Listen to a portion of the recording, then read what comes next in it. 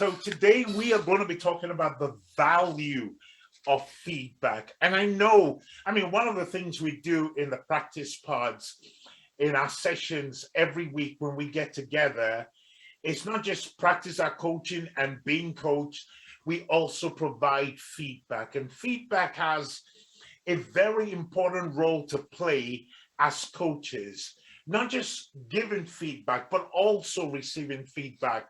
I guess my focus is probably primarily going to be about giving feedback, but I also want you to bear in mind the benefits and the necessity of also getting feedback if you're going to improve and grow yourself. Um, cool.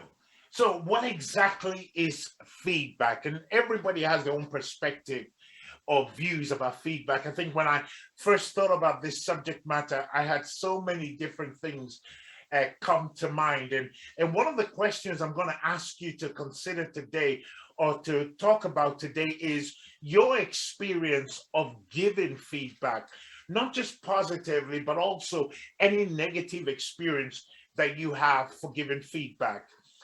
As a business coach, and one of the things I had to learn very earlier on is people are constantly seeking my perspective and my opinion.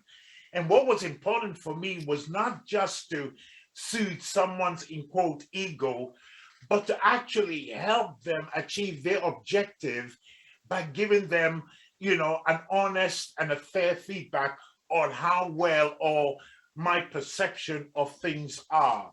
So, what exactly is feedback? Feedback is basically information or a statement of opinion regarding how well someone is doing in relation to what is being achieved or what has been tasked. Now, how can I put it slightly differently? When you are in the middle of something, it is hard to know how well you are doing. I was trying to remember a quote I saw on TV the other day about the difference between lazy and hardworking people. Lazy people feel that they do enough and should be paid highly for what they do. But hardworking people are constantly worried about as to whether they are lazy or whether they need to do a little bit more. Because when you're in the middle of something, it's very difficult to actually objectively assess how well you're doing. You need somebody who is not influenced by what you're doing, somebody who is outside but looking in to give you their perspective of your performance, because this will highlight so many things. It will help you recognize the things that you're doing really well.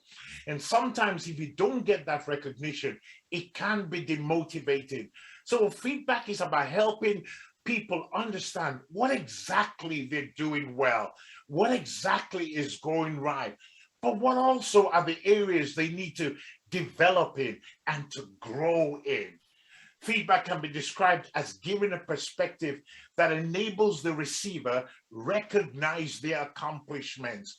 Now, you know you are doing well most of the time, but sometimes you want somebody who is not influenced by the things around you to actually look objectively at what you're doing and say, wow, you're doing a great job. I love it when I'm in the pods and I hear good coaching. I mean, real good coaching that just makes me smile. I love to recognize, that kind of coaching.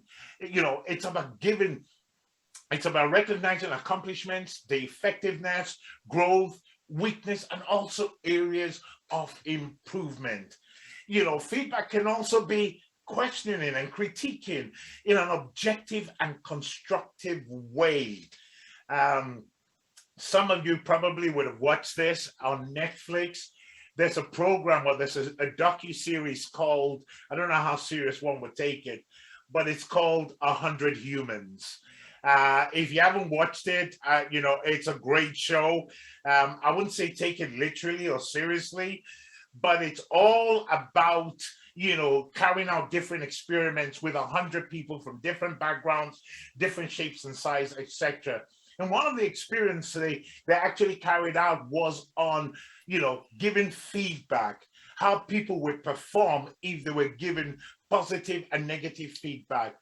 And I think, if I remember correctly, those who received positive feedback improved their performance in excess of 30%. But those who actually did well but were criticized and were given negative feedback, their performance declined sharply. So feedback and how it's given can have a significant impact on your clients' life, in your clients' work, in their business, in terms of what they do as well. But as a coach, it is important. It is an important skill to learn and develop. I can't overemphasize this. As a coach, your ability to give and receive feedback is so important. And as someone that goes around and observe people in the coaching, I notice that people are very good with just giving positive feedback, but people are rather uncomfortable with giving constructive feedback.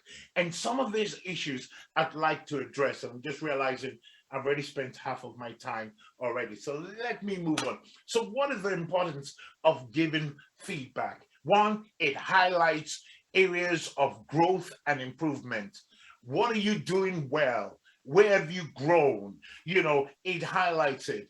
But importantly, it increases and improves performance. So many times I get requests from members of the pods who ask me to look at something, to review something.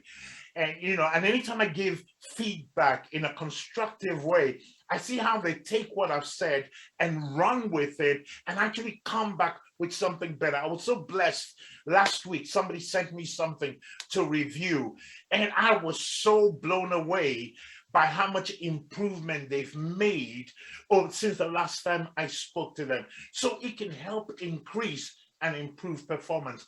Oh, one of the things I love about feedback is it boosts confidence. There's nothing like speaking to somebody who has very little confidence about their ability, about what they do, about how good they are, and you actually give them good feedback. And what you're saying is you're not, trying to make up a story about them. You're actually objectively looking at the set of circumstances and giving them the right feedback. Man, that does something to their confidence and to their ability.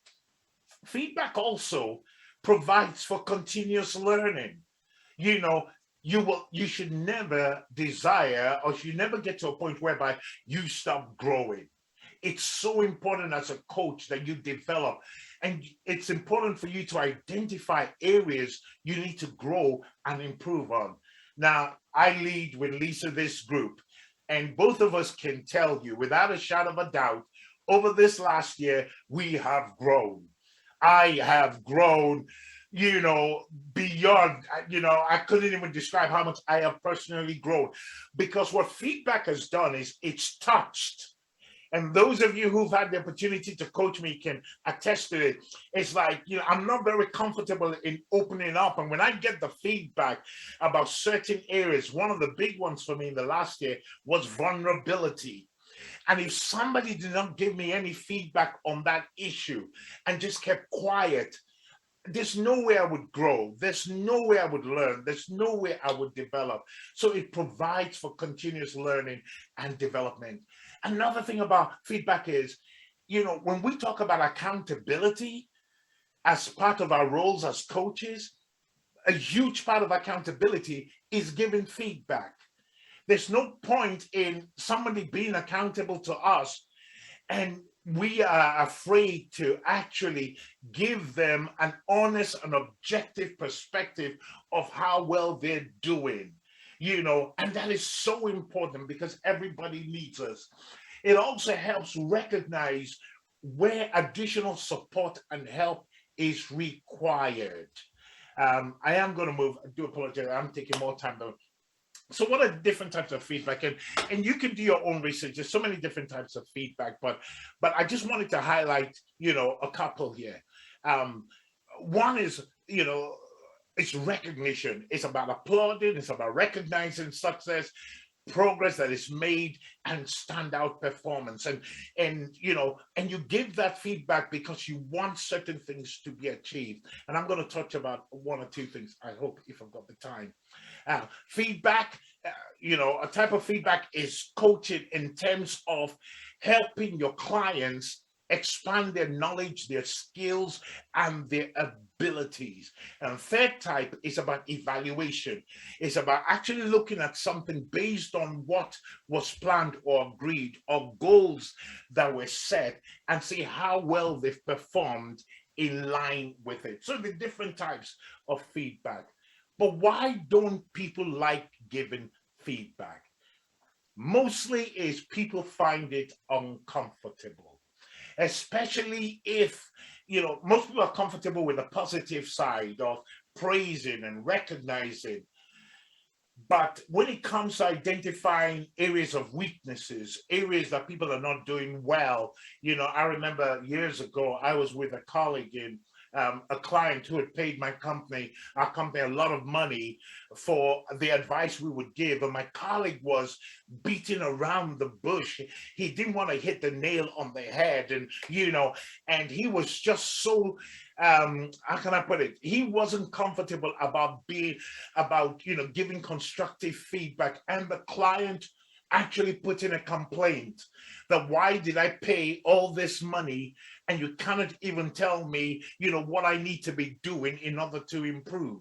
So some people feel uncomfortable. They can give the positives, but yes, the positives are good, but people actually learn from areas they need to improve on. So what am I not doing well? What can be improved? What can I, change so that I can do what I'm doing a lot better? And sometimes people don't like giving feedback because they feel, are they best equipped? Do they have the knowledge to be giving feedback? Do they have the experience? Do they have the credibility to be giving back? One thing you do have when it comes to feedback is you have a fresh perspective. Another reason why people don't like giving feedback is they think it will demotivate individual. They feel it will knock them down, it will kill their spirit. And it's all about how you present the feedback. You can critique something in a positive way that somebody will see it as an opportunity and a challenge to actually rise to. Another reason is time and possible reaction. I'm kind of keen to hear your experience of giving a constructive feedback that probably wasn't taken well. It'll be good to just hear your own experience. So if you're going to give feedback, what are some of the things that you need to note and do? I always go by, I check my motives first. My motive is about helping someone. I want to help you. And it's so important that your motives are right before you begin to give feedback. Make sure that you've got the right motives, behind everything that you're saying. I put timeliness there because I think it's so important. The most effective feedback are the one that is given at the right time.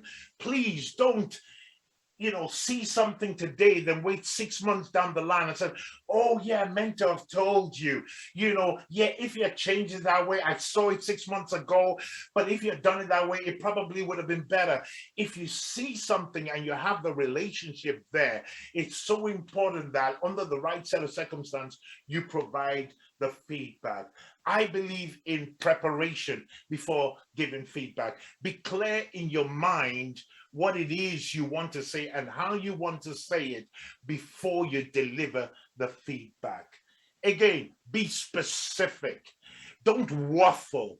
Don't, if you be positive or constructive, be specific in the feedback, because that's what people will take from and learn from. Be objective in the giving of the feedback.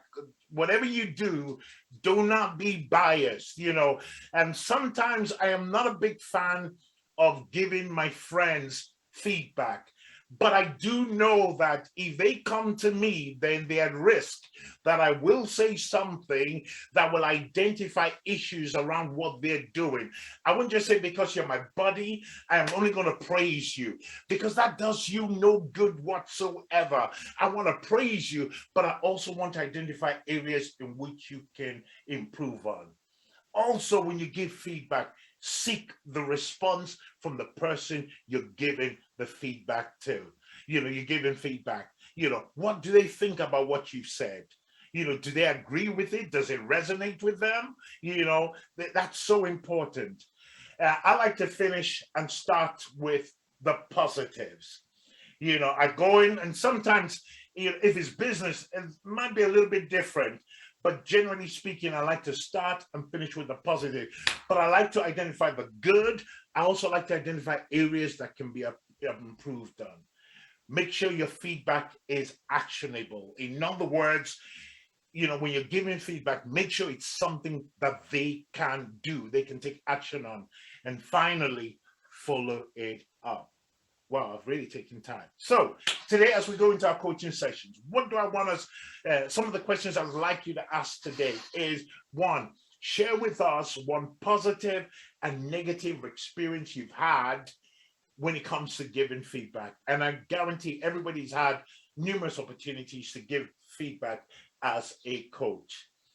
Then secondly, how would you like to improve the way you gave feedback? How would you like to improve it? And what steps can you take to improve your skills in giving feedback?